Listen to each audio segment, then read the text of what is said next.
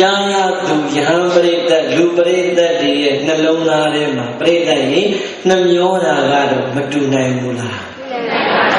သတင်းစာထဲမှာဖတ်ဖတ်ရေဒီယိုထဲမှာနားထောင်ပရိသတ်ရဲ့သတင်းစကားပဲတဆင့်ကြားပါစေတဲ့ဒီလောက်တောင်သက်တော်တော်ကြီးစီတိုင်အောင်သာသနာမှာသာသနာပြုသွားတယ်တကယ်မြန်မာသာသနာသစ်ပင်ရဲ့ကတံမိုးကြီးခမကြီးတစ်ခုပဲ့ကြသွားပြီလို့ခံစားကြရမှာပါပဲနော်အဲကြောင့်ပရိသတ်ရဲ့ဘဝလောကဓာတ်နေဟာမထင်ထားပေမဲ့ရောက်မလာဘူးလားရောက်ပါပါညီငယ်ဖြစ်တဲ့ဥဒိညာအောင်သာပြောတယ်ဘယ်လိုမှမထင်ဘူးကိုတော်ရဲ့စော်ဘုရားကြီးပြန်တော်မူတာတပည့်တော်ဘယ်လိုမှမဖြေနိုင်ဘူးတဲ့ဟုတ်လားပရိသတ်ရဲ့ညီငယ်ဥဒိညာအောင်သာလည်းကွာအလုံးသောယန္တိတပည့်ရဲ့နှလုံးသားထဲမှာလည်းယူကျုံမရဖြစ်ကြမှာပါပဲတပည့်တရားဓမ္မရဲ့နှလုံးသားထဲမှာလည်းပရိသတ်ရဲ့ပူဆွေးလို့မဆုံးဖြစ်ကြမှာပါပဲမဖြစ်ဘူးလားဖြစ်ပါရဲ့ဗျာအောင်မလေးဦးစင်းကလေမိခင်ကဦးစင်းတို့တိုက်ဆိုင်တယ်ငယ်ငယ်ကဥပညာအောင်သားတို့ဦးစင်းတို့အတူတူစာသင်ခဲ့တဲ့မန္တလေးဘုရားကြီးကျောင်းတွေကဆရာတော်ရောက်လာတော့လေသူ့ကိုတရားချပြီးတော့အားပေးနေတဲ့ကိုတော်မလေးဝမ်းနေတဲ့စိတ်ကိုမနှဲချရပါနဲ့ကြွလာတဲ့ဆရာတော်ကဦးစင်းရဲ့ငယ်ဆရာနဲ့ဦးစင်းကိုရှင်ပြုပေးခဲ့တဲ့ဟိုးငယ်ငယ်လေးတွေကဘဝကိုစပေးခဲ့တဲ့ငယ်ဆရာနဲ့ငယ်တငယ်ချင်းအရင်ငယ်ငယ်လုံးကဆရာနှစ်ပါးရှိမှအတူတူ9နဲ့10နဲ့သားလေးတွေကနေခဲ့ရတဲ့ဆရာပြန်တဲ့အခါပြိတ္တဦးစင်းဆရာတော်ဟာအခုချိန်မှာပြန်တော်မူသွားတာနှစ်ပိုင်းရောက်သွားပြီဒီတော့ဆရာတော်ပြန်တွေ့ရင်လည်းဒီကနေ့အတ္တိမလို့မဆုံးဖြစ်ရမှာပါပဲဘဝလောကဓာတ်လေးကိုပြိတ္တကိုယ်စားလိုက်တဲ့အခါမှာအတွေးတွေဟာဆုံးမမှာဦးဇင်းတို့လည်းပြိတ္တဒီလောကဓာတ်လေးကျုံရတာပဲအဲကြောင့်ဇာပနာစည်းဝေးတဲ့နေ့တော့ညီငယ်ဥပညာမသားကမျက်ရည်ကြားပြီးတော့ဘာမှမပြောနိုင်တော့ကိုချင်းအများကြီးစာမိတယ်ဘာကြောင့်လဲဆိုရင်ကိုကသူ့အရင်ဒီလောကဓာတ်ကြီးကျုံခဲ့ပြီဆိုတော့သူ့မှာဖြည့်စည်းမရှိသေးတော့ကိုကဖြည့်ဘူးထားတဲ့ဖြည့်စည်းလေးနဲ့သူ့ကိုပေးကျင်တာဟုတ်လားမှန်ပါဗျာညီငယ်ဥပညာဝန္တာနဲ့ဓမ္မအလုံးတော်သူတရားဓမ္မဘုရားကောင်းနေရင်ထဲမှာတောခါလေးဘလောင်ဆိုပြီးတော့ကျင့်မိဥပမာပူလောင်လို့နေကြမယ်ဆိုတာကိုချင်းစာလို့ပြီးနိုင်ပါလေဒါကြောင့်လေငါဟောတဲ့နေ့ကြရင်တော့ဒီတရားငါဟောပြီးတော့တောခဖြည့်စည်းလေးတစ်ခွက်အနေနဲ့အနည်းငယ်လေးပဲတတ်တာငါဟောမယ်ဆိုပြီးတော့ဦးဇင်းဟောတာပါဟုတ်လားမှန်ပါဗျာရေတရေတရားဟောတဲ့ဟောဤအရှင်ဒီပင်မင်းလွန်ခဲ့တဲ့2နှစ်ကျော်ကာလတွေတုန်းကဓမ္မတကယ်ပွဲတိုင်းသွားရင်အဖေနဲ့အမေဟာအတွဲလိုက်ကိုယ်တော်မှာသားမိ3ယောက်ပျော်ပျော်ကြီးသွားကြတာဟုတ်လားမှန်ပါဗျာတခါလေ9နှစ်သားကလေးကမိဘနှစ်ပါးအရေးကောခွာပြီးတော့ဟိုးမြောင်းမြအလုံးဝေးကွာတဲ့နေရာမန္တလေးတိုင်းနဲ့မြောင်းမြအေယာဝတီတိုင်းဝေးကွာတဲ့နေရာမှာဘာမှတွေ့တာတဲ့စိတ်ဆိုတာမထားဘဲနဲ့ပညာစသင်လာရတာပြိတ္တကြီးတပြေးနဲ့မိဘနဲ့သားသမီးတို့ရဲ့ကြားမှာဘဝကြီးမြင့်လာလေဝေးကွာကွာချမှုတွေကအလုံးကိုကွာချလေအဲ့ဒီအချိန်အဲ့ဒီအရွယ်လေးတွေကမိဘနှစ်ပါးအရေးကနေခွဲခွာသွားလိုက်တာဒီနိုင်ငံကဓမ္မစရိယကွယ်ပြီးလို့အိန္ဒိယနိုင်ငံမှာ9နှစ်ပညာသင်အသက်38နှစ်ဒေါက်တာဘွဲ့ရပြီဆိုတော့ပျော်လိုက်တာဟာငါဒေါက်တာဘွဲ့လေးရပြီငါမှကျောင်းလေးရှိပြီဟောတော်ရဲ့ကြီးပါမှာမထင်မရှားနဲ့နေရတဲ့ငါမိဘနှစ်ပါးငါယန္တမှာထားပြီးတော့တရားဓမ္မတွေခေါ်ကြပြသမယ်အပူတိုင်းအပူအေးတိုင်းအေးအလွေတိုင်းအလွေလေးနဲ့ငါပြုစုရတော့မယ်ငါတို့သားမိသားပါလေးမိမိကကနဲ့နေခွင့်ရတော့မယ်လို့စိတ်ကူးရရင်ပြီးတော့ပျော်လိုက်ရတာပြိတ္တရဲ့အဲ့ဒီအပျော်ဟာတစ်နှစ်ခွဲတော့မကြဘူးဟုတ်လားကဲတော့မှပြောလဲမထားဘူးဒီကလေးနဲ့ပြောလဲမပြောလဲဘူးဟိုတနည်းကလည်းပြောရင်လည်းမပြောလဲဘူးပြိတ္တနောက်10နှစ်တောင်အဖေတည်လိမ့်မယ်ဆိုတာမပြောလဲမှာဘူးဟုတ်လားဖြစ်နေတဲ့ယောဂကလည်းပုံနေတဲ့ယောဂဆိုတော့သိလိုက်တဲ့အချိန်မှာပြိတ္တရဲ့သိစဉ်အချိန်ကလည်းရှင်းခုတဲ့အချိန်ဟာတွက်ကြည့်25ရက်လောက်အကောင်းကြီးလို့ထင်ရတဲ့အဖေဟာမထင်မဖက်နဲ့ယုံတိုင်းဆိုယောဂါ PC နှိမ့်ဆက်ပြီးတော့သေဆုံးသွားတာ ဟာရင်ထဲမှာလေကိုညော်နဲ့စိတ်ကူးရင်ထားတာလေအကုန်လုံးပြည့်စည်သွားပြီဆိုတော့ပြိတ္တဘယ်လိုမှဖြေလို့မရဘူး။တခါလေအမေကြည့်လိုက်ပြန်တယ်အမေဘယ်လိုများဖြစ်သွားမလဲညီငယ်ညီမငယ်တွေနဲ့တတိတွေကြည့်လိုက်ပြန်တယ်ဘယ်လိုများခံစားကြမလဲသူတို့မျက်လုံးအိမ်ကကြားနေတဲ့မျက်ရည်တွေကကိုယ့်မျက်လုံးအိမ်ကမျက်ရည်နဲ့ကိုယ့်ပါးစပ်ကထွက်တဲ့အတန်များပေါင်းလိုက်ရင်တော့ဘယ်သူမှတိတ်နိုင်မှာမဟုတ်တော့ဘူးဆရာတော်တစ်ပါးကဖြစ်နေတော့ပြိတ္တအခန်းထဲကိုဝင်လုံးချအောက်ကခေါင်းအပေါ်ကခေါင်းနှလုံးသားမှာခေါင်းကိုညှက်ပြီးတော့ပြိတ္တဆိုးနေတဲ့ရင်ထဲကခံစားချက်အာရပါရနဲ့ငိုချလိုက်ရတာဘာဖြစ်လို့လဲဆိုတော့ပြိတ္တဘလောက်ပဲတရားအသိနှလုံးသားထဲမှာရှိပုထုဇဉ်ပုဂ္ဂိုလ်တယောက်အတွက်တကယ်တဲ့ထိလာပြီဆိုတော့ခံစားချက်ကနေနိုင်ရတာနေနိုင်ပါဘူးဗျာဘယ်လိုမှမနေနိုင်ဘူးအဲ့ဒီတော့မှလေခေပုဂ္ဂိုလ်ကိုတတိတွေပြန်ထင်းပြီးတော့ငါသည်အာနန္ဒလူသားတွေအတွက်ကမ္မထံပြနေတယ်ကမ္မထံဆရာအာနန္ဒလူသားတွေအတွက်သောတာပြည့်ရင်းကြောင်းနိဗ္ဗာန်ရောက်ကြောင်းတရားကိုဟောကြားပြနေတဲ့ဓမ္မဂတိကဆရာတော်တရားအသိတွေကိုယ်တိုင်ဒီလောက်ရှိနေတဲ့ငါတော်မှဒီလောက်ကြီးမားပြင်းထန်တဲ့လောကဓာတ်ဓာတ်ချက်ထိုးနှက်ခံရရင်ဘယ်လိုမှမရပါလားဆိုတာသိလိုက်တဲ့အခါပြိတ္တရဲ့အဲ့ဒီအချိန်ကစပြီးတော့ငါအပေါ်မှာအနည်းငယ်သောကျေးဇူးလေးပဲရှိပါစေလုံးဝကျေးဇူးမပြုဘူးတဲ့သူပဲဖြစ်ပါစေဒီတောကဖြည့်စည်းလောကဓာတ်ဖြည့်စည်းလေးတော့ငါရှာပြီးတော့ရအောင်ပေးမှာပဲလို့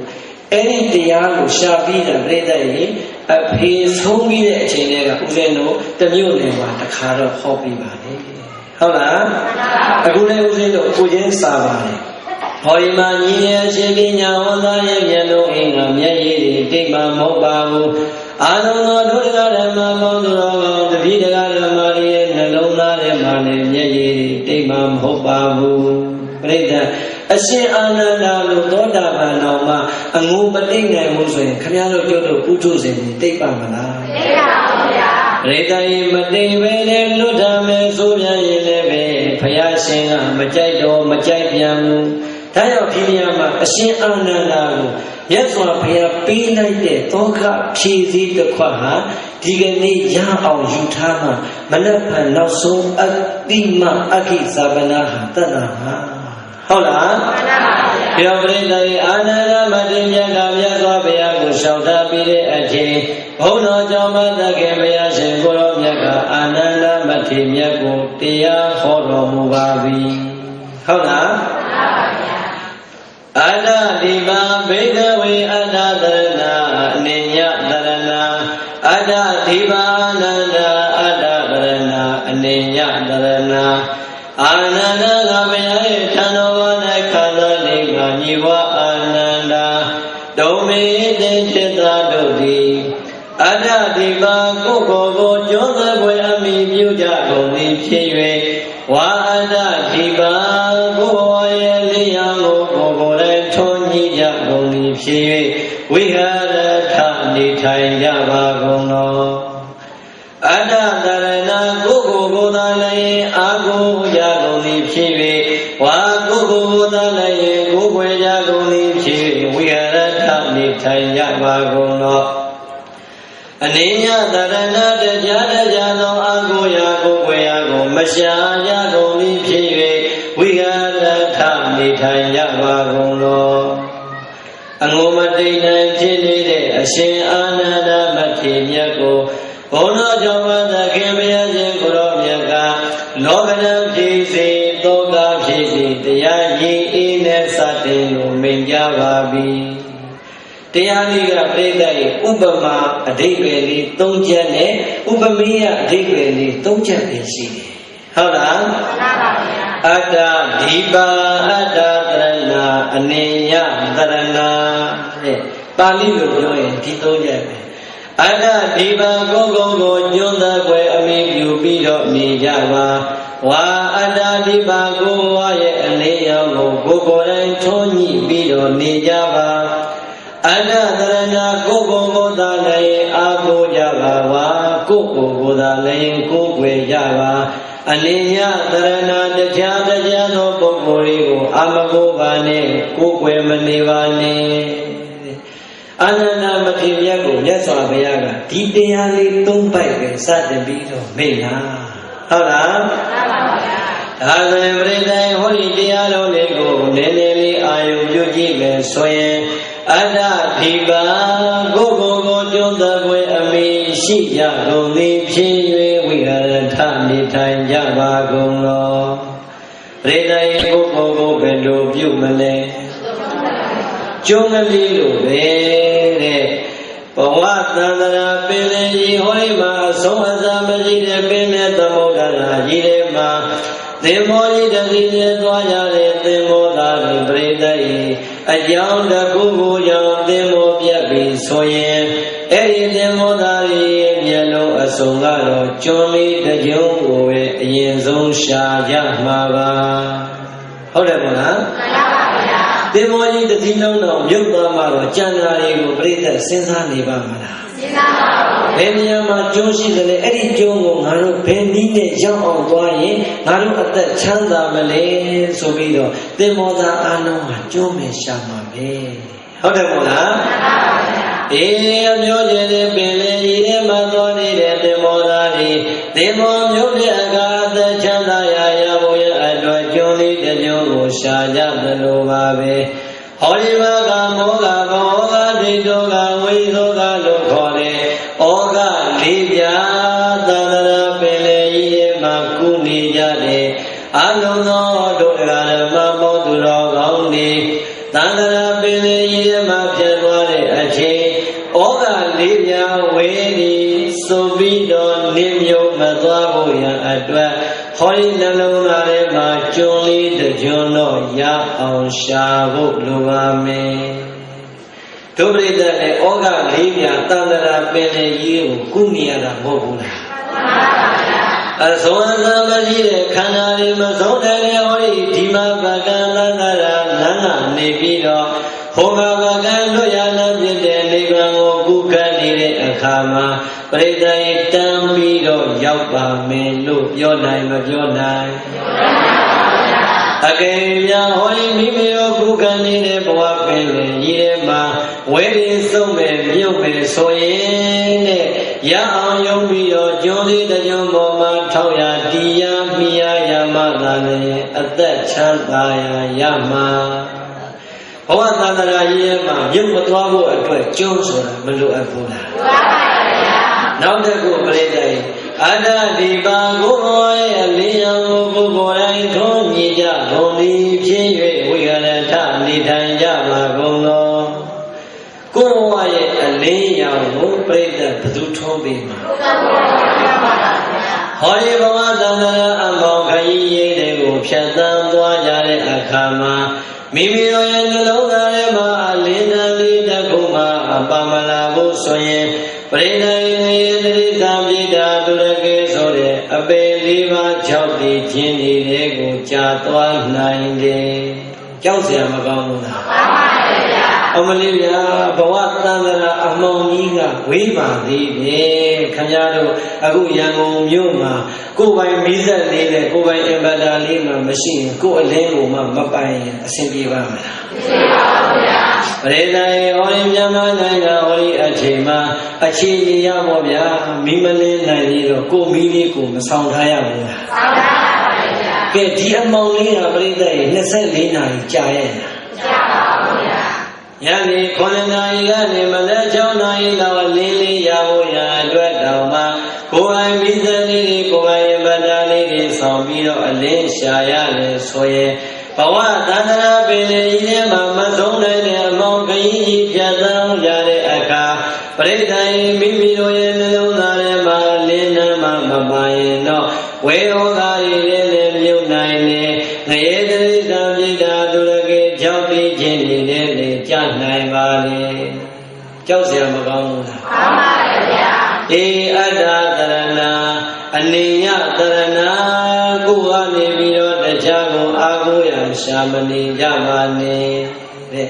အခုအရှင်အာနန္ဒာပရိသတ်အရှင်သာရိပုတ္တရာကိုအားကိုးသလားအားမကိုးဘူးလားအားကိုးပါဗျာအားကိုးတယ်ကဲအားလုံးသောဒုတိယနာပရိသတ်ပေါင်းသူတော်ကောင်းတွေရောအခုသောဘုရားကြီးကိုနှမျောသလားမနှမျောဘူးလားနှမျောပါဗျာ အာရမေဝရိညောင်းကြောင့်လည်းဤမှာငါတို့ရဲ့ဆရာတော်ကြီးသာမရှိတော့ရင်အောင်မလေးသာသနာပြုလုပ်ငန်းတွေများကြဆင်းသွားလိမ့်မလားတရားဓမ္မဒီမှာလာတာသွားတာလူလာတန်းတာနေသွားလိမ့်မလားလို့ဆရာတော်ဘုရားကြီးကိုဒီမျိုးစုံနဲ့အားကိုးကြမှာပဲ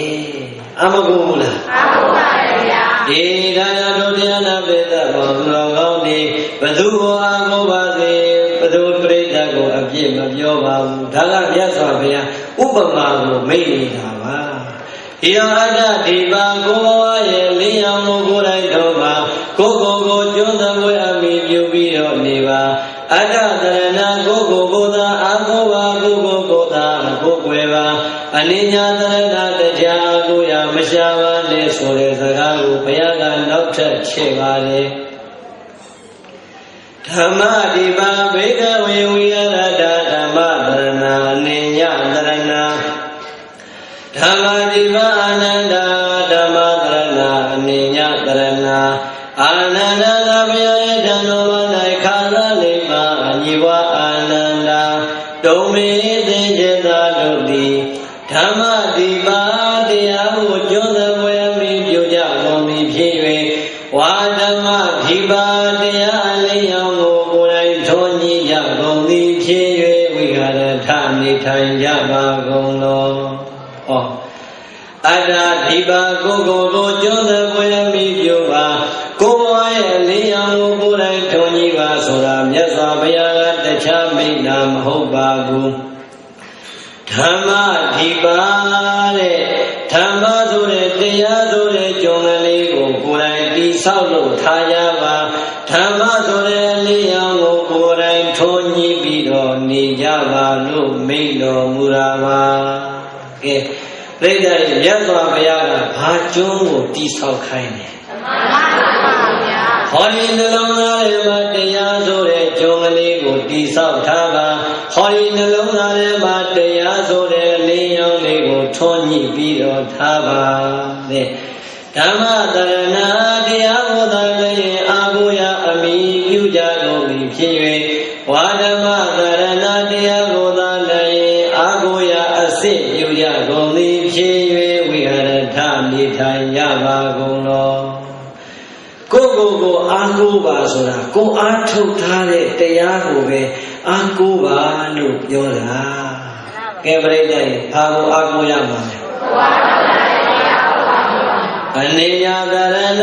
မိမိကိုယ်ရဲ့ရှုမှတ်ပွားများအားထုတ်ထားတဲ့တရားကနေပြီးတော့တရားသောလွတ်မြောက်ကြောင်းဆိုတာဘာတစ်ခုမှမရှိပါဘူးဒါကြောင့်တရားသောအားကိုးရကိုရှာမနေကြပါနဲ့တရားကိုသာအားကိုးရပြုပြီးတော့နေထိုင်ကြပါလို့မြတ်စွာဘုရားကမိန့်တော်မူပါတယ်ပရိသေဘဝလောကရဏီနဲ့ကြုံရပြီဆိုရင်နဲ့ကိုယ်နှလုံးသားထဲမှာတရားအားနည်းလာပြီဆိုရင်လောကထံထံချက်တောကထံချက်မှာကိုယ်ကိုနိုင်အောင်နှိမ့်ဆက်မသွားဘူးလားနှိမ့်ဆက်ပါပါဗျာဒီနေရာလေးမှာပဲကိုယ့်ဟာကိုယ်သုံးသပ်ကြည့်လိုက်ဆရာတော်ဘုရားကြီးလည်းပဲခန္ဓာ၅ပါးယုံနာတရားကိုရရှိသွားတဲ့အတွက်ကြောင့်တကယ်ကို96နှစ်တိုင်အောင်အိုလို့လည်းပြားသွားခဲ့ပါပြီဘယ်လိုယောဂမှမသိတဲ့ယောဂဝေဒနာနဲ့လည်းနာလို့ပြားသွားခဲ့ပါပြီဘယ်လိုမှကုသမရနိုင်တဲ့အဆုံးကြတော့ဒီကနေ့နိုင်ဝဆံခဲ့ပါပြီတဲ့မနက်ဖြန်ဆိုရင်ယုတ်ကလတော်ကြီးကိုယ်တော်မှဟောဒီမျက်လုံးထဲမှာရှာခွင့်မရနိုင်တော့ပါဘူးရပါဦးမလားမရပါဘူးဗျာခန္ဓာ၅ပါးယုံနာတရားကိုရရှိလာတဲ့ပုဂ္ဂိုလ်မှရင်ဆရာတော်ကြီးနဲ့ပဲပြိဋိဘံဆံရမှာပါပဲဆရာတော်ဘုရားကြီးနဲ့ပြန်တော်မူရမှာပါပဲမြတ်စွာဘုရားနဲ့ပြိဋိဘံဆံရမှာပါပဲအခုကြည့်လိုက်တဲ့မိတ်အရှင်သာရိပုတ္တရာပြိဋိဘံဆံလို့ဆိုပြီးတော့ငိုလို့မဆုံးတဲ့အရှင်အာနန္ဒာရောပြိဋိငိုရင်းနဲ့ဘာဖြစ်သွားမလဲတဖြည်းဖြည်းနဲ့ဥသွားမယ်တဖြည်းဖြည်းနဲ့လာသွားမယ်နောက်ဆုံးမှာအရှင်သာရိပုတ္တရာကြွားတဲ့ဟောဒီတရားနာပြိဋိဘံဆံရလမ်းကိုပဲရှောက်သွားရမှာပါပဲဒီတော့ရှင်းကပုဂ္ဂိုလ်ကသိပြသွားရင်ကျုပ်တို့အားလုံးရဲ့ခံစားချက်ကငိုဖို့ပဲအရင်စဉ်းစားတာမဟုတ်ဘူးလားမှန်ပါဗျာ ကျေးဇူးတော်အနန္တကိုတွေးရှုလေတိုင်းလေပြိတ္တိုင်ဘယ်လိုမှရှာလို့မရနိုင်တဲ့ကျေးဇူးတော်အနန္တတို့ပြိတ္တကမှဒါလူနဲ့ယဟန်မို့လို့လူနဲ့ဆရာတော်မို့လို့တန်ဖိုးကိုသိမသိပဲနဲ့ငိုရင်ငိုမှာအောက်ကရှိနေတဲ့ဆရာတော်ဘုရားကြီးရဲ့တပည့်ကြီးငယ်ယဟန်ကြီးတွေယဟန်လေးတွေရဲ့နှလုံးသားထဲမှာငါတို့ရဲ့ရွှေတော်ကြီးပြိုပြီးဆိုတဲ့အသိဟာပြိတ္တရဲ့မျက်လုံးအိမ်မှာမျက်ရည်မကျတော့နဲ့နှလုံးအိမ်မှာအငိုတိတ်ပါမလားတိတ်ပါပါဗျာပြိတ္တရဲ့ကျေးဇူးတော်အနန္တဘယ်လိုပဲရှာကြဟောရင်လို့ဆရာတော်ကျေးဇူးတော်အနန္တကတော့ရှာလို့လည်းမတွေ့နိုင်တော့ပါဘူးရှာမတွေ့နိုင်တဲ့ကျေးဇူးတွေကိုအောင်မေ့နေတိုင်းနဲ့ပြိတ္တရဲ့ကြာရင်တော့ကြာ9ရက်10ရက်ကနေပြီးတော့90နဲ့10နှစ်90နှစ်80မသိမချင်းနဲ့ကြာရင်တော့ကြာပါစေပဲတော့မှမေ့လို့မရနိုင်ပါဘူးမေ့နိုင်ပါမလားမေ့နိုင်ပါဘူးဗျာတော့ရှာမတွေ့တဲ့ကျေးဇူးတွေတွေးနေကြားနေမမေ့နေမမေ့လို့သာဆရာတော်အကြောင်းလေးထိုင်ပြီးတော့ငိုနေမဲ့ဆိုရင်တော့ပြိတ္တဒီမျက်လုံးအင်္ဂါမျက်ရည်တွေသာခံသွားပါမယ်တဲ့ဆရာတော်ဘုရားကတော့ပြန်ကြွလာပါမလားလာပါဘူးဗျာဒီလိုပြိတ္တရဲ့ရှာလည်းမတွေ့နိုင်တဲ့ကျေးဇူးတော်အနန္တရှိတဲ့ငါတို့ရဲ့ဆရာတော်ကြာရင်လည်းမမေ့နိုင်တဲ့ကျေးဇူးတော်အနန္တရှိတဲ့ငါတို့ရဲ့ဆရာတော်ငါတို့ကိုဘာရင်များနောက်ထပ်ပေးခဲ့သေးသလဲဟော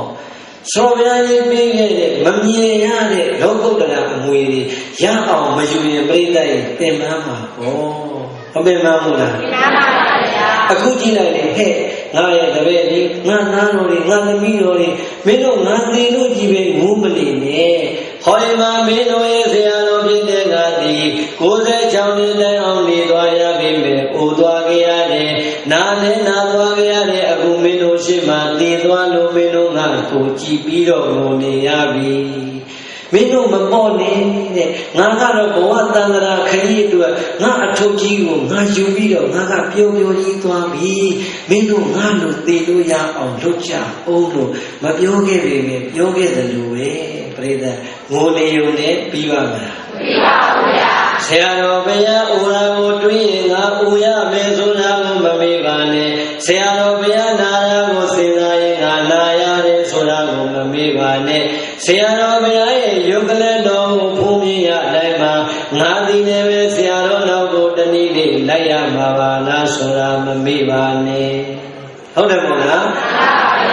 မမေ့မှပြိတ္တရဲ့သေဖို့ကိုမမေ့မှနေဖို့စားဖို့ဝတ်ဖို့ဆိုတဲ့အချိန်တွေကနေမသိခင်လုပ်ရမယ်ဒါနသီလဘာဝနာကျွန်းနေဒါနသီလဘာဝနာအလင်းရောင်တွေကထုံးပြထုတ်ဖြစ်တာ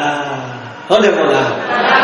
အခုသတော်ဘုရားကြီးပြိဋိဘလက်ရွာဆံသွားပြီဆိုတော့ဒုပရိသတ်ငုံမျက်လုံးတွေဖြတ်ထားရင်တိတ်ပါမလားတိတ်ပါပါမတိတ်နိုင်တဲ့ဟောဒီမျက်ရည်တွေပြိတ္တရဲ့နောက်ထပ်ဘယ်နဲ့ငိုခွင့်ရှိမှလဲငိုခြင်းသလားကိုပြိတ္တရဲ့နောက်ထပ်50မငိုရပါဘူးတဲ့သတော်ဘုရားနောက်ကိုလိုက်ကြရမှာပါပဲဒီတော့သတော်ဘုရားကြီးဘာတွေယူသွားသလဲငါတို့သိသွားရင်ဘာတွေယူသွားကြမလဲဆိုတာကိုပဲစဉ်းစားပြီးတော့ပြိတ္တ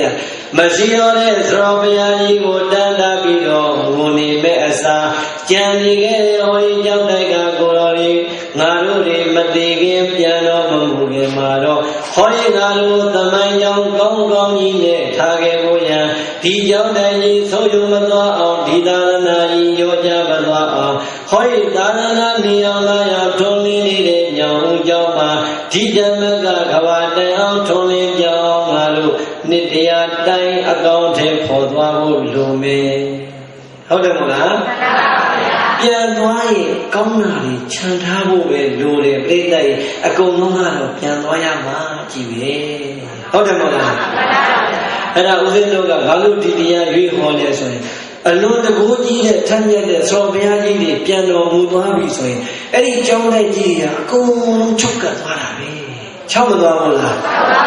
ဟောဒီရန်ကုန်မြို့အလုံးဝေးတဲ့နေရာကနေတာမင်ရတော်သောဘုရားကြီးရှိရာကိုသွားလိုက်ကြတာနေတိုင်းထောင်သောမကချီပြီးတော့သွားနေတဲ့ဒီကနေ့သွားကြသေးသလားသွားပါ သွားတော့ဘူးချုပ်ကပ်သွားပြီဘုံလုံးစော်ဘုရားကြီးရှိတဲ့နေရာသွားလိုက်တာအလွယ်ရပါပဲ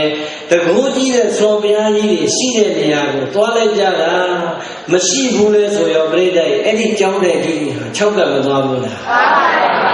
တကယ်တော့ပြိတ္တတကူကြီးတဲ့တတ်တော်ကြီးစော်ဘုရားကြီးတွေပြန်တော်မူသွားတဲ့နေရာမှာနောက်တဲ့တကူကြီးတဲ့တတ်တော်ကြီးစော်ဘုရားကြီးတွေအစဉ်အဆက်မပြတ်ပေါ်လာဖို့အာနန္ဒဒုရဂရမပေါင်းတော်ကောင်းတွေကရှာရမှာဖွေရမှာတန်ဖိုးတွေမြင်ပြီးဟောဆက်လက်ပြီးတော့ထိန်သိမ်းရမှာဟုတ်တယ်မလားကဲတို့ပြိတ္တသောဘုရားကြီးမရှိလို့ညောင်ဦးကြောင့်ကြီး၆ကတ်သွားမယ်လို့ခင်ဗျားတို့စိတ်ထဲမှာခံယူထားသလားကမလုံးနဲ့ပြိတ္တရဲ့သောဘုရားကြီးပြခဲ့အိုသွားမယ်တရားတွေနာသွားမယ်တရားတွေသိရမယ်တရားတွေခဏခဏဆင်ញင်ပြီးရင်တော့ပြိတ္တရဲ့မအိုခင်မနာခင်မသိခင်မဘောငါတို့ဒီဟောဒီကြောင်းထဲမှာဒါနာကျုံကြီးလာပြီးတော့ဒီဆောင်လို့ရတယ်ကြောင်းဆောင်မလားသင်္ကန်းမလားဆွမ်းကမလားပြိတ္တရဲ့ဒါနာကျုံနေလေဆောင်တည်ခွင့်ရတယ်သီလကျုံနေလေပြီးကိုဝင်ရတယ်တရားဓမ္မတွေအထုတ်ပြီးတော့ဘာဝနာကျုံဆိုတာလေဟောဒီရွာဥထိပ်ရက်ဥထိပ်မှာဒီဆောင်လို့ရပါတယ်ကိုကြောင်းလေးအနီးမှာရှိတာပြိတ္တပြောစရာမကောင်းဘူးလားမှန်ပါဗျာဒါနာသီလဘာဝနာကျုံနေသည်ဒုပရိသရဲ့သံဃာရာခရီးမှာပေါ်ဖို့ဖြစ်ပါတယ်မြုံနှန်းကလွတ်ပါလိမ့်မယ်ဒါနာသီလဘာဝနာရဲ့မြတ်တဲ့အမြတ်ဆုံးသောတရားဓမ္မအလင်းအောင်သည်ဒုတရားနာပရိသတ်သောသူတော်တို့ရဲ့သံဃာရာခရီးမှာတော့အလင်းနှန်းအစဉ်ကြီးဖြစ်ပါလိမ့်မယ်ဒါကြောင့်သောဘုရားကြီးကိုအန္တိမအဂိသာပနနောက်ဆုံးတရားဓမ္မနဲ့ပူဇော်ပြီးပစ္စည်းဝတ္ထုနဲ့လည်းပူဇော်ပြီးပြိတ္တရဲ့နောက်ဆွေးပူဆွေးငိုကြွေးတဲ့စိတ်တွေနဲ့လည်းမျက်ရည်ညောင်များစွာကြပြီးတဲ့ဒီလောင်းနဲ့ရက်မသွားနဲ့နောက်ထပ်သောဘုရားကြီးတွေဒီနေရာမှာဆက်တိုက်ပေါ်ဖို့ရန်အတွက်အားလုံးမှာတာဝန်ရှိတယ်ဟုတ်လားမှန်ပါဗျာကျုပ်ကအဆွေးတွေဟောနေတော့ရည်စရာလေးပြောလိုက်အောင်မယ်ကျွတ်တို့တငယ်ချင်းအာစာရဆိုတာရှိတယ်။ဥအာစာရကဘာဖြစ်လို့ဆိုတော့သူ့ဆရာတော်ကြီးအဲ့လိုပဲဖြုံးတိုင်းဆိုပြန်တော်မူတော့ပြိတ္တရဲ့ဆရာတော်ကြီးဇာမဏေကိုကျင်းပလည်းပြီးရောဘယ်တကားတကမှမလာတော့ဘူးဆရာတော်ကြီးမရှိတော့မလာကြတော့ဘယ်အချိန်ဆိုရင်လာလဲဆိုရင်ညနေ9 နာရီလောက်ဆိုရင်ကျောင်းမကြီးတွေကဖန်ဝယ်လေးထဲမှာဖြိုရည်လေးထက်ပန်းလေးထက်ဆရာတော်ဘုရားကြီးရဲ့အယုကူလေးနာမှာလာပြီးပန်းလေးတင်ချော်ရည်လေးတင်အောင်မလေးဆရာတော်ဘုရားဘေဝဝများရောက်နေပြီနဲ့တပည့်တော်ကြောင့်အမဘယ်လိုမှမပြေနိုင်ဘူးဘုရားထားကြည့်ပါဦးဘုရားငိုလိုက်ချော်ရည်လေးကူပေါ်လောင်းပြီးပြန်သွားလိုက်ဒီလိုပဲနေတော့ဥပါသရာအကြောင်းပေါ်ကြည့်ပြီးတော့စိတ်မကောင်းဖြစ်ဩဆရာတော်မရှိတော့ငါစီတော်မလာတော့ဘူးငါလည်းဆရာတော်ဖြစ်မှာပါပဲငါကြတော့ပြစ်ထားလိုက်ကြတာဥပါဒရာစိတ်မကောင်းတော့ဘာလုပ်လဲခဏခဏငိုပါများတနေ့ကျတော့သင်္ကန်းကြောင်ကြဧကတိမပါဘူးဟုတ်လားဂူဘေးကနေအသာလေးစောင့်တယ်တက္ကမကြီးကဖြောရီခွက်လေးနဲ့ကောင်းဝင်လေးထုံးလာတယ်တင်ပြီးတော့အောင်မလေးဆရာတော်ဘုရားတပည့်တော်ကိုကြည့်တဲ့အခါအုံးလို့ခါလိုက်ငိုနေရတယ်ငိုမလို့ဟမ်းမြေရုံရှိသေးတယ်ဥပါဒရာကဂူပေါ်ခိုင်းဂျုံနေပါပြစ်တယ်ပြီးတော့အောင်မလေးဆရာတော်ဘုရားတပည့်တော်အာသာရဘလောက်ငတ်နေတယ်ဆိုတာဆရာတော်ဘုရားထားကြည့်ပါဦးဘုရားဆရာတော်မရှိတော့ဘယ်တကားဓမ္မမှလည်းမလာဘူးဗျာဗဇက်ပါတဲ့တပည့်တော်ကြတော့ဖြိုရည်မကတ်ဘူးဗျာဘာမှမမြင်ရတဲ့အရှင်ဘုရားကူပေါ်ကြတော့ဖြိုရည်နောက်ပြီးတော့ပူဇော်နေကြပြောပြီးတော့ခေါင်းကြိုက်ပြီးတော့ငိုတာဟုတ်လားအဲ့ကြမှာကျောင်းမကြီးတတိယအေးဟုတ်သားပဲဟုတ်လားလူလည်းပြိတ္တရဲ့ဟုတ်လား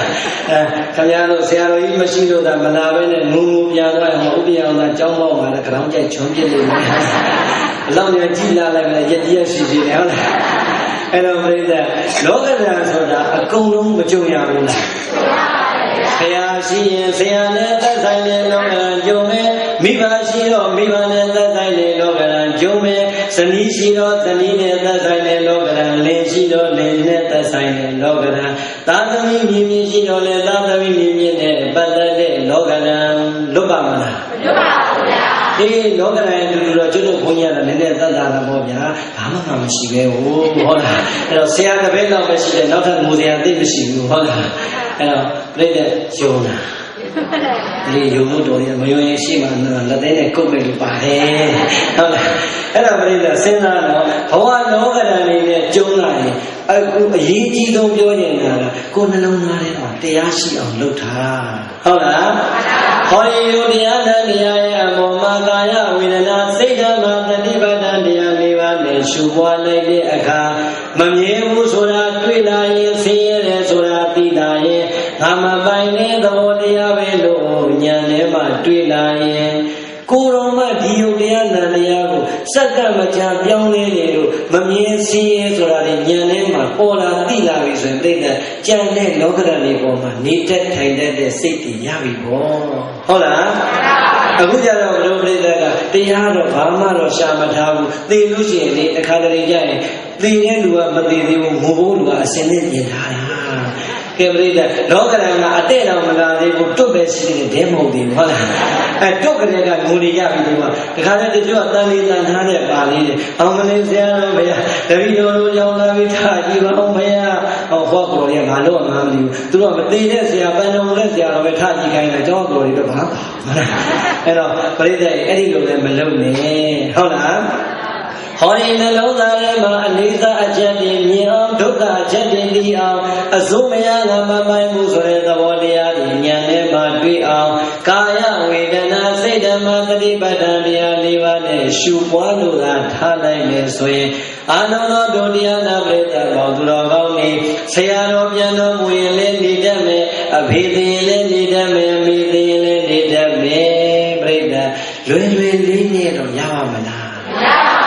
မရဘူးတရားဟောတရားပြနေတယ်ကျုပ်တို့ကိုယ်တိုင်တော်မှငါတို့တရားတွေပြနေပြီးတော့ကိုယ်တိုင်လည်းအားထုတ်ထားတယ်ငါတို့တော့ဒီလောက်ပင်ပင်မန်းမန်းခံစားရရင်အရက်ထဲမှာစားဖို့နေဖို့အိမ်ဖို့ကံဖို့ခံစားဖို့ပဲစဉ်းစားရင်းနဲ့များသူတို့မိဘတွေတည်သွားတဲ့လူတွေဘယ်လိုနေကြမလဲဆိုတာကိုတွေးမိလို့ဦးဇင်းတို့ဒီတရားကိုခဏခဏဟောပေးပါလေဒီလောကဓာတ်ကပြိတ္တလူတိုင်းမကြုံရဘူးလားကြုံရပါအာယပရိသေအခုမကြုံသေးရင်နောက်ကြုံမယ်နောက်မကြုံသေးရင်ဟိုတော်တော်လေးကြားတဲ့အခါကျတော့ကြုံရပါလိမ့်မယ်မကြုံရင်မလားခင်မှာပရိသေဟောဒီနှလုံးသားမှာတရားဆိုတဲ့ကြုံကလေးရအောင်ဖွင့်ထားပါတရားဆိုတဲ့အလင်းရောင်လေးကိုပရိသေလင်းအောင်ထွန်းထားပါအေးအဲ့ဒီတရားကိုပဲအာကိုရာအဖြစ်နဲ့ရှာပြီးတော့နေကြပါတဲ့တခြားအာကိုရာတွေမရှာကြပါနဲ့အာဟုရအစစ်ဖြစ်ပါမလားဖြစ်ပါပါမဖြစ်ဘူးပြိတ္တရဲ့ဘာကြောင့်မဲအာဟုကိုတကယ်တော့လောကဓာတ်ကိုနေတတ်ချစ်တဲ့တာကတော့ကိုယ်တိုင်အားထုတ်ထားတဲ့တရားအနိစ္စကိုအနိစ္စမှန်သိတဲ့တရားဒုက္ခကိုဆင်းရဲမှန်သိတဲ့တရားအနတ္တအစိုးမရဘူးဆိုတာကိုကိုယ်တိုင်သိတဲ့တရားကမှပြိတ္တလောကဓာတ်ကိုဖြေနိုင်တာဟုတ်လားဒီတော့လောကဓာတ်ဖြေစေငါနှလုံးသားထဲမှာဘယ်လောက်ထည့်ထားပြီလဲဆိုတာစဉ်းစားဖို့မကောင်းဘူးလားမှန်ပါဗျာဘယ်လောက်ထည့်ထားပြီလဲပရိသတ်ရဲ့တရားရှာရင်ဘယ်မှာတွေ့အဲ့ဒီကိုမှာဘယ်နှခါရှာ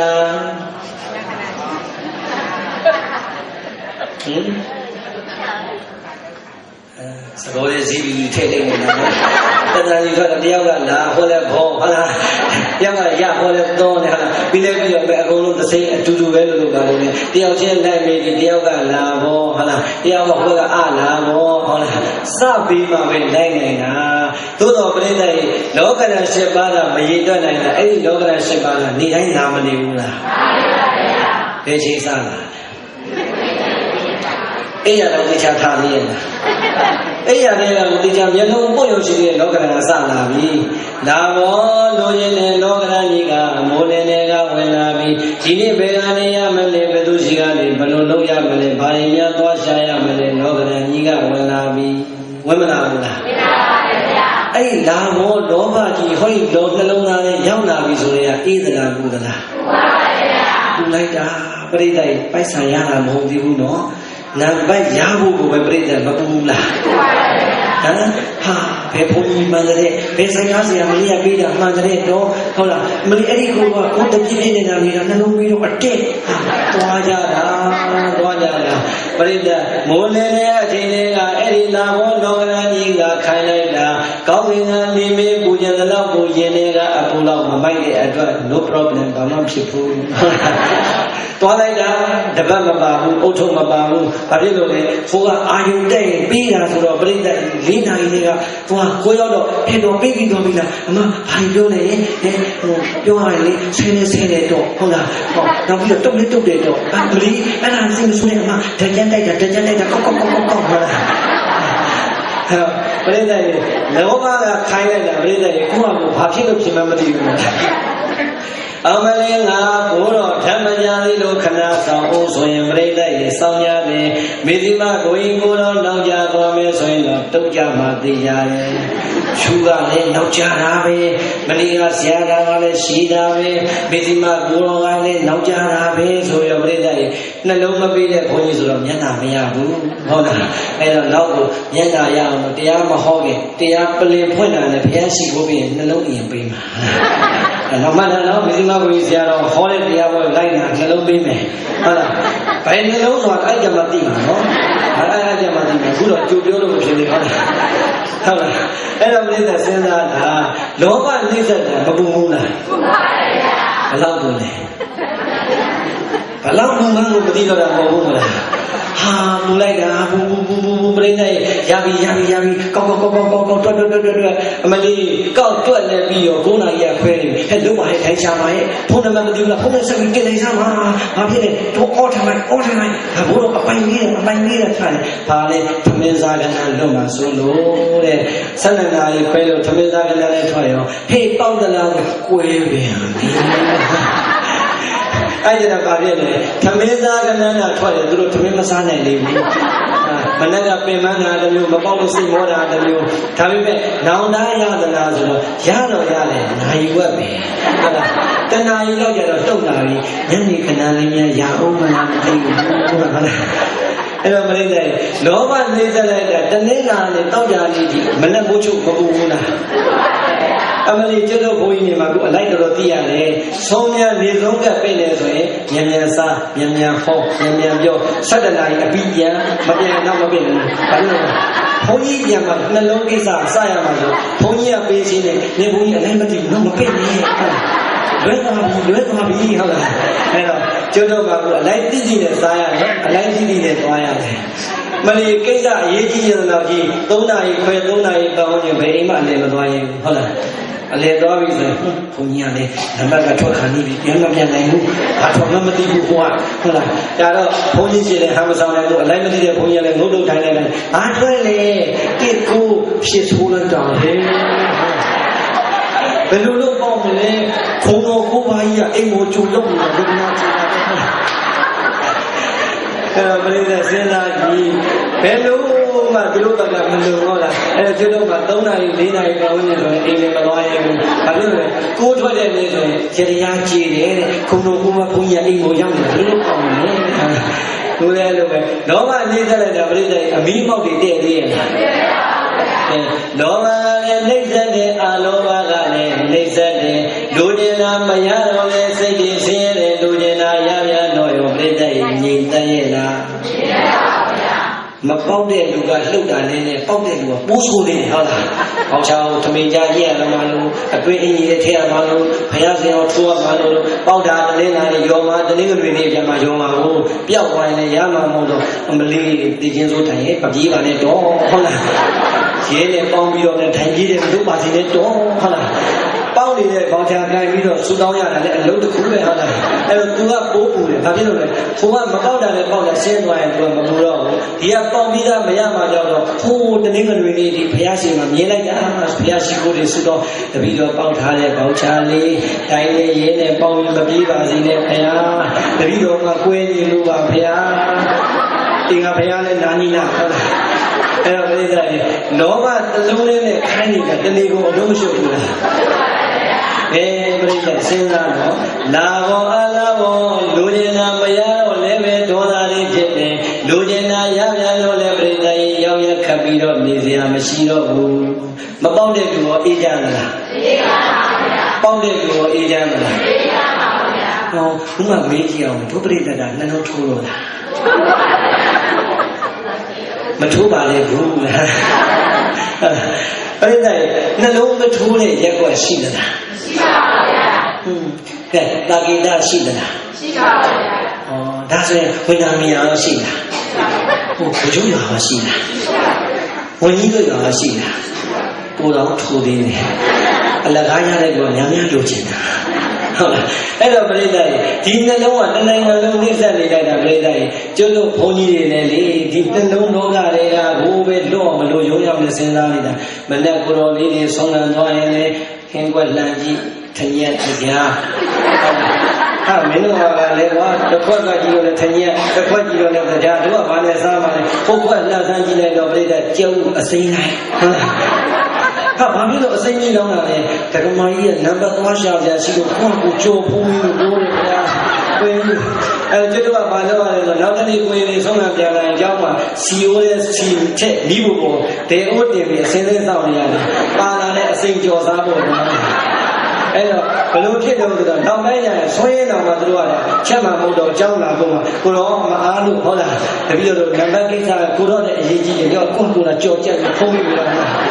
အဲ့တော့ပြိဿကြီးပြဿနာကအဲ့လိုနီးလာပြီအဲ့တော့ကျုပ်တို့ကနှလုံးကိုကြာနာရောက်ရံကြတာမဟုတ်ပါဘူးဦးလေးလည်းတော်တော်ချုံးလာတယ်ပါလာတဲ့ဟင်းဘော်တွေကကြည့်လိုက်ရင်အချောင်းလေးပဲတရားလုံးကလည်းပါလာသေးတယ်အမလေးမယုံမရှိနဲ့ကျုပ်တကအရေးနေရစားဘုံဘုံတို့အာယုံဆုံးမပူနဲ့တပည့်တော်တာဝန်ယူမှာပေါ့အဟုတ်မလို့အားရှိပြီးတော့ဗမာပြည်ကြီးကပြောလိုက်တာရောက်တာလားအဲ့ဒီနှလုံးနဲ့တောင်းကြလာတော့ပြိဿကြီးညနေကိုယ်လေးတွေအာယုံဆုံးအတွက်ခြံသွားယူပြီးလက်ကြည့်လိုက်ငါတိတာအထက်ဘူးလိုက်ဟုတ်လားပေါ်သေးတယ်ကငါအရှင်လိုက်ခမ်းပြီးခြံထဲမှာရှင်းနေခတ်ဘူးလိုက်အဲ့တော့ပြိဿမလွယ်ဘူးနှလုံးကကျွတ်တော့ဘုန်းကြီးနေအရင်ထိခိုက်နေတာဘာဖြစ်လို့နိုင်ငံသားဆိုတော့ကိုယ့်အကိုစပင်းလေးနဲ့ဈေးကောင်းပဲဘာမှပြဿနာမရှိဘူးကိုယ်ဘုန်းကြီးမလည်းမသိကြီးညိုပါမလည်းမသိဘူးကျွတ်တော့ကကိုယ်တိုင်ကငစိမ့်ထဲမှာသွားပြီးတော့ငါအရှင်ဝယ်ကြည့်ပါတော့ခင်ဗျားတို့ကြီးညိုပါအောင်မလားကြီးညိုပါဗျာအမလေးတရားတဲ့နာမည်ကြီးတော့အမလေးမစ္စည်းမကိုကြီးကိုတော့ငါအရှင်ကြီးဝယ်သွားတာတော့ဘာလို့လည်းမသိဘူးနဲ့ပြောပါသူတို့ခင်းမလောက်နိုင်တယ်သူတို့မေ့နေတာအဲ့တော့ပြိဿစင်ញညာအောင်တော့ကြာရင်သာသနာလည်းထိခိုက်တယ်ဟုတ်လားဒါပြိဿလောကဓာတ်7ပါးထဲမှာအဲ့ဒီလာဘောနဲ့အလာဘောနှစ်ခုတည်းနဲ့ကိုပဲပြဿနာရှုပ်မနေဘူးလားလာဘောအလာဘောလူကျင်တာတွေရတဲ့အခါလူကျင်တာတွေမရတဲ့အခါမှာလေဒေါသတွေတောကတွေဖြစ်တတ်ပါလေလောဘတွေမာနတွေတတ်တတ်ပါလေလူကျင်တာတွေရတဲ့အခါကျတော့လောဘတွေမာနတွေမတက်ဘူးလားတက်ပါဗျာအမလီတချို့ကဘယ်စီနေမှမသိဘူးပိုက်တယ်ကရောမမရောမမသိဘူးဖိုက်ချာပုံစံလေးတစ်ကိုင်နေပေါက်ပြီးနဲ့ခါလေပွားနေတယ်ဟောထိုင်လာပြင်းနေထိုင်နေဒုက္ခရောမဟောက်ကြည့်နေတယ်ဟုတ်လားအဲ့တော့ပေါက်တော့ရောပြိတ္တငြိမ်ငြိမ်သက်သက်နေရလားမပေါက်တော့ရောဘာများငြိမ်တာရှိလို့အဲ့တော့လောကဓာတ်ဖြည့်စေမပေးလို့မရလို့ဒီလောကဓာတ်ဖြည့်စေပေးရတာပြိတ္တငါကံရှိတဲ့အခါငါရလိမ့်မယ်ငါကံမရှိတဲ့အခါကျတော့ငါပါသွားပြီတဲ့ပြီးလိုက်ရရင်လှူတယ်လို့သဘောထားလိုက်ရလိုက်တော့လေဘလောက်ကြာမှလဲလို့စဉ်းစားအောင်9ရက်ချုပ်9ရက်ချုပ်လိုက်တဲ့အခါကျတော့ပြိတ္တပေါက်တာလေးကိုနောက်ထပ်နောက်ဆောင်းပြီးထည့်ပေးနေရတယ်ဟုတ်တယ်မလားအဲ့ပေါက်တိုင်းနဲ့တော်ရန်သုံးလို့ရပါမလားလာဘောအလာဘောနှိစ္စတဲ့တန်ဒီလွတ်သွားပြန်ပြီဆိုပြန်တော့ရသောအရသောတဲ့အချမ်းရံသားလေးသမီးကြီးတွေနဲ့နေရတဲ့အခါကျတော့ပြောတယ်အချမ်းရံလေးနဲ့ကင်းကွာသွားတဲ့အခါသိဝဲမပြောနဲ့ပြိတ္တရှင်ဝဲကွဲရင်တော့မငိုဘူးလားငိုပါဗျာကိုသားလေးတွေကိုသမီးလေးတွေကိုမြင်းလေးတွေနိုင်ငံခြားသွားအလုံးလုံးတော့မယ်ဆိုတော့လေဝဲလိုက်ဖို့တဲ့အခါပြိတ္တရဲ့လက်ကံက9ထည်လောက်ထည့်သွားတာဘာဖြစ်လို့လဲကိုမြည်နိုင်ငံခြားသွားမှန်းသိအောင်ငိုရတာဟုတ်လားလက်ကံကထောင်းမပြီးစီကိုယ်ပုတ်ခဲ့အောင်ဟုတ်လားဩကြည့်ကြပါတော့ဒီဩဒါသူမြည်လေးနိုင်ငံခြားသွားလို့ငိုတာဒီမှာပေါ့ဆိုတော့မဖြစ်မချင်းတခါလဲပုတ်ရတာငိုရတာဟုတ်လားကဲပြိတ္တရဲ့အရှင်ကွဲတော့ငိုရဘူးလားသေခွဲတော့နော်အဲ့ကြတော့ယတုမနာဖြစ်ပြီပြိတ္တစဉ်းစားတော့လောကရန်ခံရဖို့ရန်လာဘောလူကျင်နာတွေရတဲ့အခါမှာလောဘမာနတွေတတ်တာဖို့ရန်အလာဘောလူကျင်နာတွေမရတဲ့အခါမှာဒေါသတောကတွေကင်းလို့ဖို့ရန်ရသောအချမ်းရံသားတွေသမီးတွေညီတွေနဲ့ပျော်ပျော်ကြီးနေရတဲ့အခါမှာတရားလက်လွတ်ပဲတရားလက်လွတ်ပြီးတော့မပျော်တတ်ဖို့ရန်အာယသောရှိဝဲဒီဝဲကွဲတဲ့အခါမှာပြိတ္တရဲ့နေတတ်ဖြေတတ်ဖို့ရန်အရေးအကြီးဆုံးကတော့ပြိတ္တရဲ့အနိစ္စဒုက္ခအနတ္တကိုမြင်အောင်ရှုထားတဲ့တရားနှလုံးသားထဲမှာထည့်ထားဖို့ပါပဲဟ ဟုတ်တယ်မို့လားခဲအခုစရောဘုရားကြီးကိုခမည်းတော်ကအလုံးကြီးညုံလုံးတို့စရောဘုရားကြီးတို့ရဲ့တက်တော်ရှင်စရောဘုရားကြီးဆိုငိုစမ်းငိုကြတဲ့လောက်ကိုခဲဒီရုပ်ကလတ်တော်ကြီးကိုကျွတ်တို့ကကဲဒီလောက်တောင်မှငိုမတိတ်နိုင်အိမ်နာပို့မယ်ဆိုရင်ယူမဲ့လူပါလားကဲပြောစမ်းအလောက်ကြည်ညိုတဲ့လူပါလေယူမဲ့လူပါလားအဲ့ကြတယ်ဗာပြောမယ်အမလီနမေးမရှိနမမရှိခလားပရိသတ်ဒါရရဲပြောရင်ကိုယ်ရဆိုတော့မှသိချင်းစုဘုန်းကြီးနေတော့အဲ့တော့ပရိသတ်စဉ်းစားတော့ဘလောက်ပဲချစ်တယ်ပြောဘလောက်ပဲလောကဓာတ်ကိုခံနိုင်တယ်ပြောတရားနဲ့မပါတာမရှင်းတာမခံနိုင်ဘူးဟုတ်လားနေနာပတ္တနာဒုက္ခကိုယ်ကိုချီးမွမ်းတဲ့အခါကျတော့ပြောလိုက်တာကိုယ်ကိုကဲ့ရဲ့အခါကျတော့နှခမ်းမောင်းတင်ထားတာကိုယ်မြန်ပရိသတ်နည်းနည်းကဲ့ရဲ့ကြည့်ပါလားတုတ်ထလဲဘုံညုံနာမှနေလို့နော်ဟုတ်လားနှခမ်းမောင်းတင်ပြီးတာကိုယ်ကိုရှိတာလည်းမပြောနဲ့မရှိတာလေးနဲ့ချီးမွမ်းရင်မကြိုက်ဘူးလားမကြိုက်ဘူးလားလူမပြောနဲ့ခုနပြောပါအောင်လားခုနတကားလေးကအော်နေရတော့သူကျုပ်ကိုမြောက်နေတာဆရာတော်ဘုရားကဒီနေ့မှဘူဇနာဟိတတရဘွဲအမှန်တော့ဘွဲကိုကဓမ္မဂတိကဘူဇနာဟိတတရအဲ့ဒါကလည်းမပြည့်စုံဘူးပြီးတော့ဆရာတော်ဘုရားကြီးဆိုနေတာဒီလောက်နုနုတို့ဒီကိုတော့ဘလို့ကျင့်နိုင်မလဲဟုတ်တယ်မလားအဲ့တော့ပြိဿအမြောက်ကတော့လူရောဘုန်းကြီးရောမကြိုက်ဘူးလားဖုံဖုံလေးခေါ်ရင်မကြိုက်ဘူးလားဆရာတော်ကြီးဆိုရင်နောက်အဲ့နေရာတရားဝဲလက်မခံဘူးဟုတ်လားအဲ့ဒါကြီးမှမကြီးသေးပဲဟိုလူတော်ရပရိသတ်ရဲ့40နှစ်ဆိုလဲကိုယ့်ဟာကိုယ်ငယ်လို့ကောင်းလို့မဲ့ထင်တာ85နှစ်ကိုမင်းကြီးကြီးပြီလားမင်းငယ်လေးရှိနေတယ်ပြောမှာပဲဟုတ်လားပရိသတ်ကိုယ့်ဟာကိုယ်ကြီးတယ်လို့ပြောမှာမကြောက်ဘူးလားဟုတ်ကြီးရင်သေတော့မယ်ပေါ့လေသေရမှကြောက်တဲ့အခါကျတော့ကိုယ့်အသက်ကြီးတယ်ပြောမှာသိကြောက်တာပဲအဲ့တော့ပရိသတ်နေနာပတ္တနာကိုယ်ချီးမွမ်းတဲ့အခါကျတော့တရားလက်လို့ပြောတတ်တယ်အေးပတ္တနာကိုယ်ချီးမွမ်းတဲ့အခါကျတော့တရားလက်လို့ပြောလိုက်တယ်နေနာကဲရတဲ့အခါကျတော့ငါခွေတွေ့ရင်တော့ပြန်ပတ်အောင်မယ်တဲ့ကြိတ်ထားဟုတ်လားတွေ့ကြည့်ဒီကိုငါတွေ့ငါလည်းတွေ့မယ်ဟုတ်လားခါလေးနှာခေါင်းအလီရွတ်တယ်လို့ရွတ်ပြီးတော့ဒေါသကိုမှတ်ထားတာကဲဒုက္ခဒုက္ခဆင်းရဲတာနဲ့ချမ်းသာတာရောပြိတ္တရဲ့ကြွားမနေဘူးလားချမ်းသာတာလေးကြတော့ငြိမ်လေးခံစားရတဲ့ဆင်းရဲတာကြတော့ရောက်ရက်ခက်ပြီးတော့ဒေါသတွေမထွက်ဘူးလားအမလေးငါတို့ကြောင့်ဒီတော့ဆင်းရဲနေရတာလားဟိုလူကြီးတဲ့ကြီးတဲ့ချမ်းသာလိုက်တာတဲ့အော်နေတဲ့လူကဘယ်နေရာအော်တာလဲစဉ်းစားနေတာလက်ဖက်ရည်ဆိုင်ကဗီဒီယိုကားကြည့်ရင်လည်းအော်နေတာသူကတော့ဗီဒီယိုကားကြည့်ပြီးအချိန်ကျုံးနေတယ်လို့မချမ်းသာတာကိုသူ့ကိုယ်သူဒေါသဖြစ်တယ်တနာကြမှာမဟုတ်ဘူးလားအဲ့တော့ပြိတ္တရဲ့လောကဓာတ်7ပါးနဲ့တွေ့လို့တကယ်ခန္ဓာရေးရှိကျင်တယ်ဆိုရင်အခုအရှင်အာနန္ဒာလိုသောတာပန်ပုဂ္ဂိုလ်ကြီးတော်မှာပြိတ္တရဲ့အငိုတိတ်ရတာသိပါပါဗျာအဲ့မှာမြတ်စွာဘုရားငိုသလားပြိတ္တငိုပါဗျာညီရင်ရင်းတဲ့စုံနာမထေငိုသလားငိုပါဗျာဘာကွာသွားတာလဲဟောဒီအာနန္ဒာရဲ့နှလုံးသားထဲမှာရှိတဲ့တရားဆိုတာကမဉ္ဇဉ်40ဘုံဉ္ဇဉ်40နဲ့မှာအနေဆုံးဉာဏ်လေးတစ်ခုလေးပဲပိုင်နေတာအရှင်သုံးဓမ္မတေမြတ်ရဲ့နှလုံးသားထဲမှာမဉ္ဇဉ်40ဘုံဉ္ဇဉ်40အကုန်လုံးရပြီးတော့အာသောကင်းတဲ့ယဟန္တာမြတ်စွာဘုရားကြတော့ကိလေသာအလုံးကင်းတဲ့သဗ္ဗညုတရွှေဉာဏ်တော်ရှင်ကဲတရားပြည့်သူနဲ့တရားနည်းသူဟာပြိတ္တရဲ့ဘဝလောကဓာတ်နဲ့ကြုံတဲ့အခါကျတော့ကြွားမသွားဘူးလားကြွားပါပါဗျာဒီတော့ပြိတ္တရဲ့မိမိတို့ရဲ့ဘဝလောကဓာတ်တွေကိုရဲဆိုင်ဖို့ရန်ကြုံလာတိုင်းမှာပြိတ္တရဲ့နေတဲ့တိုင်းလက်ဖို့ရန်အတွက်ဓမ္မဒီပါတရားကိုသာလည်းကျုံးတဲ့ဘွယ်အမိပြုကြကုန်သည်ဖြစ်၍ဝါဓမ္မဒီပါတရားကိုသာလည်းတရားဆိုတဲ့လေးအောင်ကိုသာလည်းထုံးကြီးကြကုန်သည်ဖြစ်၍ဝိရဏနေထိုင်ကြပါကုန်သောအနေယသာရဏတရားမှာတရားသောအကူရကိုမရှားကြကုန်သည်ဖြစ်၍ဝိရဏနေထိုင်ကြပါကုန်သောတဲ့တကယ်ဘဝလောကဓာတ်လုံးမြောက်ကြောင်းကတော့တရားပါပဲဒါကြောင့်ဦးဇင်းတို့အရှင်အာနန္ဒာပုံဝတ္ထုကိုအကြောင်းပြုပြီးတော့ဒီနေ့ဆွမ်းဘုရားကြီးအတွက်ပူလို့ဆွေးလို့မဆုံးနိုင်တဲ့ပုဂ္ဂိုလ်တွေခိတ္တခဏလေးအငိုတိတ်လို့တတိယဖို့လောကဓာတ်ဖြည့်ဆည်းပေးပါလေဟုတ်လားဒီတော့မြတ်စွာဘုရားရှင်ကိုယ်တော်မြတ်ကဘသူကိုအကြောင်းပြုပြီးတော့မိတ်နေတာလဲဘာကိုအကြောင်းပြုပြီးတော့မိတ်နေတာလဲဟောဒီမျက်လုံးအင်္ဂါကိုမျက်လုံးလေးမျက်ရည်မလိမ့်နိုင်လို့မိတ်နေတာဓမ္မဒီပါဘေကဓမ္မဒီပါ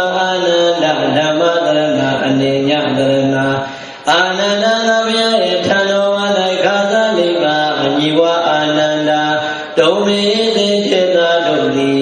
ဓမ္မတိပါတရားဘုရားလည်းပြုံးသပွဲအမိပြုကြကုန်သည်ဖြစ်၍ဝါဓမ္မတိပါတရားဆိုတဲ့အလေးရောင်ကိုနှလုံးသားထဲမှာထွန်းညှိကြကုန်သည်ဖြစ်၍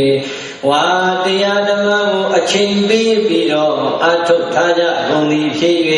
ဝိဟာရထနေထိုင်ကြပါကုန်သောဓမ္မတရဏတရားကိုသာလည်းအာဟုကြကုန်သည်ဖြစ်၍ဝိဟာရထနေထိုင်ကြပါကုန်သော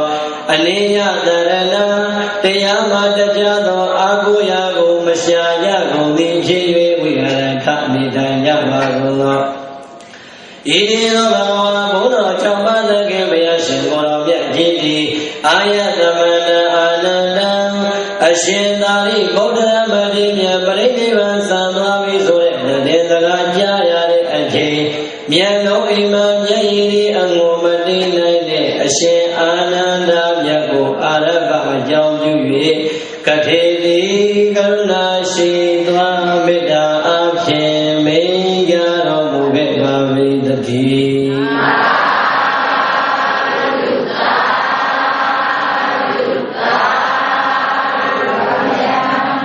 အေမြတ်စွာဘုရားတရားဒေသနာဟောကြားလို့လောကရန်ဖြစ်သည်ပေပြီးတဲ့အချိန်ဗုဒ္ဓရှင်တော်မြတ်ရဲ့နောက်ဆုံးရွှေတို့တော်ကမိန့်တော်မူလိုက်တဲ့တရားစကားက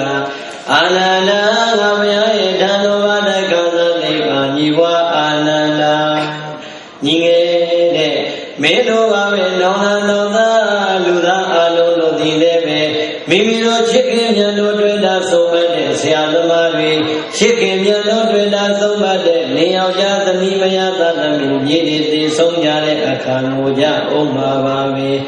ဘယ်သူပင်ဟောဒီလောကဓာတ်တရားနဲ့တွေ့ကြုံကြပါစေတွေ့ကြုံတဲ့တွေ့ကြုံတိုင်းမှာတော့လောကဓာတ်ကိုတကယ်ကြည့်နိုင်တယ်ဆိုတဲ့တရားဒီကိုယ်တိုင်ရှုမှတ်ပွားများတဲ့နှလုံးသားတွေကတရားပါဆိုတဲ့ငါဘုရားဟောကြားလိုက်တဲ့ဟောဒီတရားဒီငါဘုရားသက်ရှိတင်ရှားရှိတဲ့အချိန်မှလည်းဒီအတိုင်းမှန်တယ်ငါဘုရားပရိနိဗ္ဗာန်စံပြီးတဲ့နောက်ပိုင်းသာသနာမှာလည်းဒီအတိုင်းမှန်တယ်အေးဒါကြောင့်ငါဘုရားရဲ့ဆုံးမကိုခံယူကြတယ်ငါဘုရားရဲ့သာတော်သမီးတော်ဗုဒ္ဓဘာသာဝင်သူတော်စင်မှန်သမျှတို့သည်လောကဓာတ်ဖြစ်စေဟောဒီနှလုံးသားထဲမှာတည်ရည်တည်နဲ့တိုးတက်ဖို့ရန်အတွက်တရားဓမ္မတွေရှုမှတ်ပွားများအားထုတ်လို့ထားကြမယ်ဆိုရင်သိက္ခာကမံငါဘုရားဟောကြားတဲ့အတိုင်းဓသွေမတိလိုက်နာကျင့်သုံးကြတဲ့သာကောင်းနေမှာသမီးနေမှာတပည့်နေမှာဖြစ်ကြပါ၏ရဲ့ဟူ၍ဘဂဝါဘုန်းတော်၆ပါးသခင်ဘုရားရှင်ကိုယ်တော်မြတ်ကြီးသည်အဟောစာကရုဏာရှိသွားမေတ္တာအဖြင့်မိန်ကြတော်မူခဲ့ပါ၏တည်း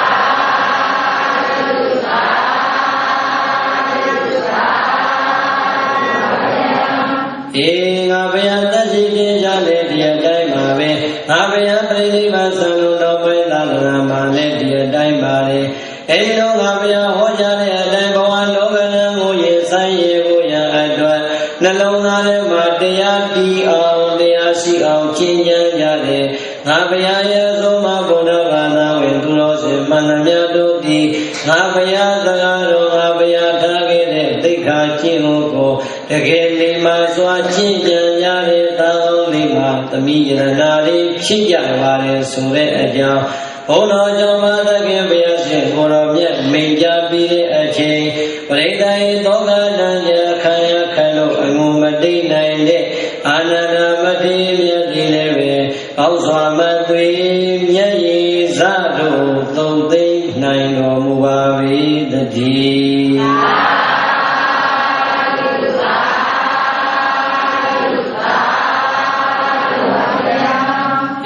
်းဒါကြောင့်အာနန္ဒမတိမြတ်ရဲ့မျက်လုံးရင်းကမျက်ရည်အငုံမျက်ရည်တိတ်သွားတယ်လို့ဒီကနေ့သတော်ဘုရားကြီးရဲ့အန္တိမဟာဂိသောပဏဓမ္မသဘင်ကွယ်နောက်ဆုံးဆင်းရဲလို့နာကြတယ်သတော်ဘုရားကြီးရဲ့သာသမီတွေတပိတရားဓမ္မတွေတပိယဟန်တော်တွေတပိသာမဏေတွေအလုံးသောပုဂ္ဂိုလ်အပေါင်းတို့သည်ဗုဒ္ဓရှင်တော်မြတ်ဟောကြားအပ်တဲ့ဟောဒီတရားကိုနာ ပြီးတော့ဒီတရားနာတဲ့အတိုင်းလိုက်နာကျင့်သုံးကြကုန်ပြီးလျင်မိမိတို့ကြုံနေရတဲ့တောကထံချက်တွေမိမိတို့ငိုနေရတဲ့မျက်လုံးအင်္ဂမျက်ရည်ဇက်တွေကောင်းစွာမသွေရုပ်သိမ်းနိုင်ကြပါစေကုန်သတည်း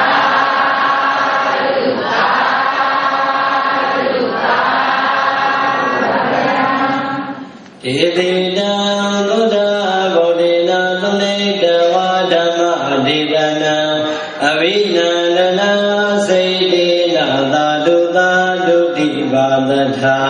သာရဝတိယနာနာကြပါလေညာရဓမ္မပုဂ္ဂလောကောင်းတို့ဒုံမေတေနဓမ္မပုဂ္ဂလောကောင်းတို့သည်သုဒ္ဓဂောတိနာဒါနသီလသမာဓိပညာနှင့်ဆက်ရှင်သောဘဝတုဒ္ဓအပြာပြာကိုပြီးစွမ်းတော်မူသောဘုရားရှင်ကိုယ်တော်မြတ်ကြီး၏တန်ဒီကံအတံတို့မှာဒေတိတံသစေခန္ဓာဟောကြားအပ်သောဣမဓမ္မဒေသနာပြည့်တန်သောလောကလံကြီးနဲ့ကြုံတွေ့ကြရတဲ့အချိန်မှာလောကလံဖြစ်သည်ဆိုတာမိမိနှလုံးသားတွေကတရားရည်ဤပါပဲလို့ဘုရားရှင်တော်မြတ်ဟောကြားသောတရားပြညွန်ပြအပ်တဲ့လောကရန်ဖြည့်စည်အမိပေးတဲ့ဤတရားဒေသနာတော်မြတ်ကိုသူနေတဝါကောင်းစွာယုတိနာကြကုန်ပြီးသည်ဖြစ်၍အဝိနန္ဒနာစိတ်ဒေနာအလွန်မြတ်တာရွှင်လန်းဝမ်းမြောက်ဝမ်းသာပြီးတိဖြာကြကုန်လျက်အဝိနန္ဒနာစိတ်ဒေနာဟောဒီသုံးပါးထဲမှာရှင်လိုက်ရင်တော့သူကပဲအငယ်ဆုံးသူကပဲအရဲ့အရှိဆုံးသူကပဲအချောအလဆုံးအောင်မလီအခုတော့ဗျာငါတို့ကိုတရားလေးတနာရီခွဲကျော်မိနစ်40လောက်လေးဟောပြီးပြီးတော့ပြန်တော့မယ်အရဲ့ကြီးကတော့ရှိပါရဲ့တရားကတော့တော်တော်တိုးတယ်လို့စိတ်ထဲမှာတရားလေးနဲ့လျှော့ပြီးလိုက်လို့ကြည်ခဲတာအာမလို့အာမရဖြစ်နေမယ်ဆိုရင်ပရိသတ်ရပြည့်တော်တင်နာကိုတော့အကြောင်းမသိသေးလို့တင်နာဖြစ်တဲ့ထင်လို့ဘာမှမပြောလိုပါဘူးပရိနိဗ္ဗာန်ပြန်တော်မူသိဆုံးသွားတဲ့သရောဘုရားကြီးက